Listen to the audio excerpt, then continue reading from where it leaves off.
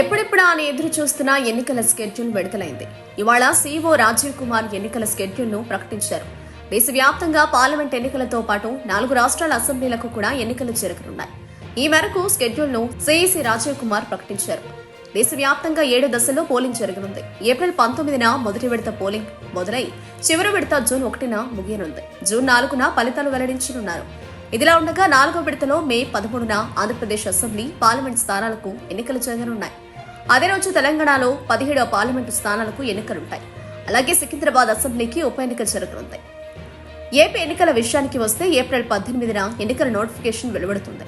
అదే రోజు నుంచి ఏప్రిల్ 25వ తేదీ వరకు నామినేషన్ల ప్రక్రియ కొనసాగుతుంది. ఏప్రిల్ 26న నామినేషన్ల పరిశీలన ఉంటుంది. ఏప్రిల్ 29వ తేదీ వరకు ఉపసంహరణ గడువు ఉంటుంది. అనంతరం మే 13న ఎన్నికలు రాష్ట్రమంతా ఒకేసారి జరుగుతాయి. జూన్ 4న అభ్యర్థుల భవితవ్యం తేలనుంది. ఇక తెలంగాణలో లోక్సభ ఎన్నికలు మే 13న జరగనున్నాయి. జూన్ 4న ఫలితాలు విడుదల చేస్తారు.